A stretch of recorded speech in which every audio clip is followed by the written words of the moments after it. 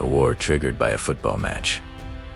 Sounds impossible, right? But in 1969, it actually happened. This is the story of the Football War, a brutal conflict where a game became the final spark that ignited a long smoldering fire between two neighboring nations, El Salvador and Honduras. To understand how a sport could lead to bloodshed, we have to look beyond the pitch and into the heart of a deep-rooted social and political crisis. For decades, the relationship between El Salvador and Honduras had been strained. El Salvador, the smallest and most densely populated country in Central America, was grappling with severe land inequality. A tiny elite, known as the 14 families, owned the vast majority of the fertile land, leaving hundreds of thousands of rural Salvadorans landless and impoverished. Faced with a desperate future, many saw a glimmer of hope just across the border in neighboring Honduras. Honduras was geographically much larger, but less densely populated.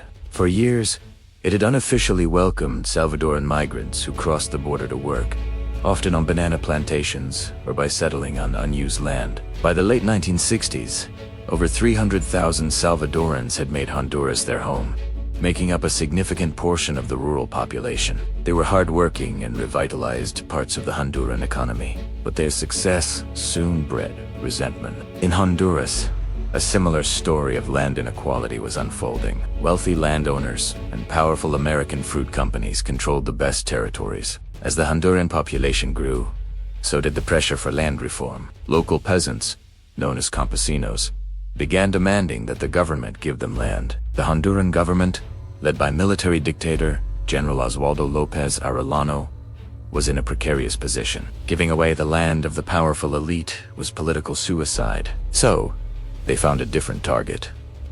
The Salvadoran immigrants, the government, and the Honduran media began a vicious propaganda campaign. They painted the Salvadoran settlers not as neighbors, but as illegal invaders who were stealing land and jobs from native Hondurans. Nationalistic fervor was whipped up to a fever pitch. Suddenly, Salvadorans who had lived in Honduras for generations were seen as the enemy. This simmering tension was about to find its flashpoint in the most unlikely of places. The 1970 FIFA World Cup qualifiers. In June 1969, El Salvador and Honduras were drawn to play a two-legged home-and-away series. The winner would move one step closer to the World Cup in Mexico.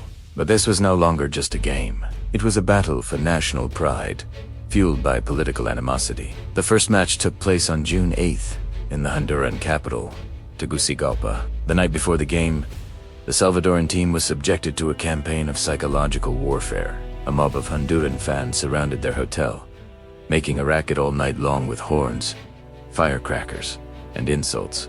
The exhausted and intimidated Salvadoran team barely slept.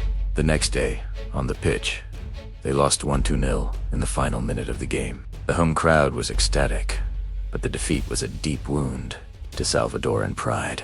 Back home, the media portrayed the loss not as a simple sporting defeat, but as a national humiliation. Stories, some true and some exaggerated, of violence against visiting Salvadoran fans circulated widely. 1 week later, on June 15th, it was Honduras's turn to play in San Salvador. The reception they received was terrifying. From the moment they landed, the Honduran team was met with hostility.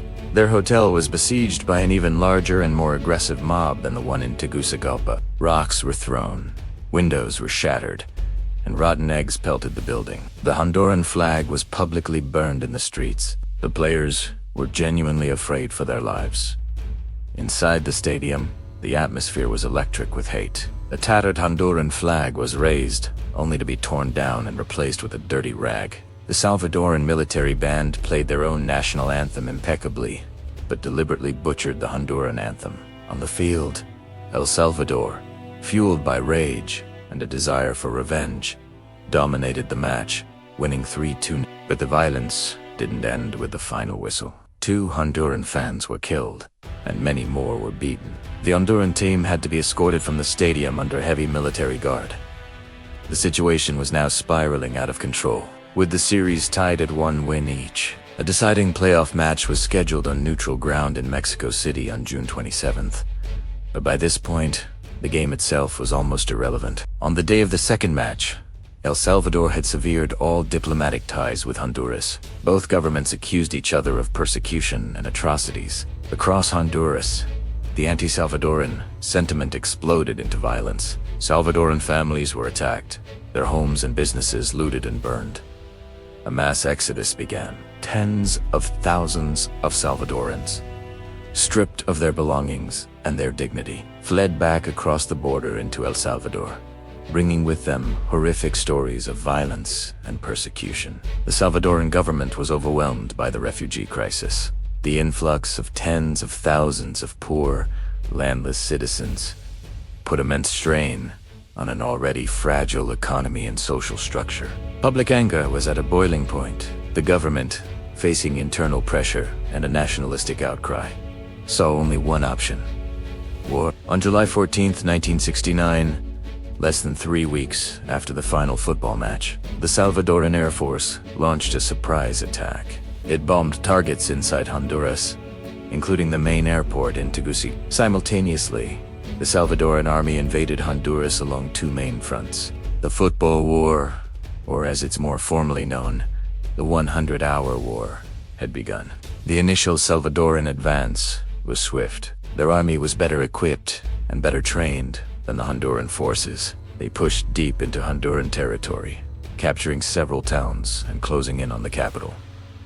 The fighting was fierce. Both sides used World War II-era aircraft in what would become the last-ever dogfights between propeller-driven fighter planes. On the ground, soldiers fought with grim determination, while civilians on both sides were caught in the crossfire. However, El Salvador's initial success was short-lived. The Honduran Air Force, though smaller, proved surprisingly effective. They managed to bomb El Salvador's main oil refineries and port facilities, crippling the Salvadoran army's fuel and supply lines.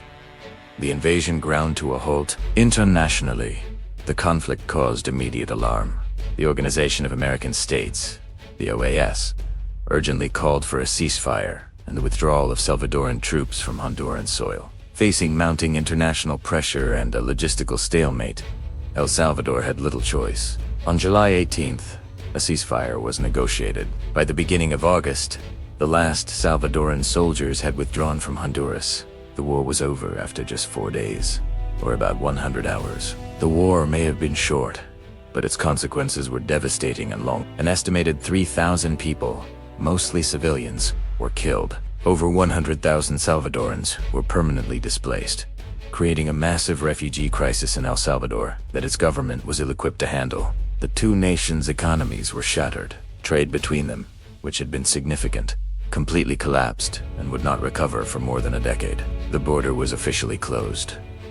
The political fallout was immense. In both countries, the military's power was strengthened. In El Salvador, the war temporarily united the country behind the ruling military government, but the underlying social problems, land inequality and poverty, now made worse by the refugee crisis. Many historians argue that the Football War was a direct precursor to the Salvadoran Civil War, a brutal 12-year conflict that would erupt a decade later. The unresolved social tensions, amplified by the war, created a powder keg that was destined to explode. In the end, the football match was not the cause of the war. It was merely the lit match thrown onto a pile of dry kindling that had been gathering for decades. The real causes were poverty, land inequality, overpopulation, and the cynical manipulation of nationalism by political leaders seeking to deflect from their own failures. The football war stands as a chilling reminder of how easily the passion of sport can be twisted into the fury of war,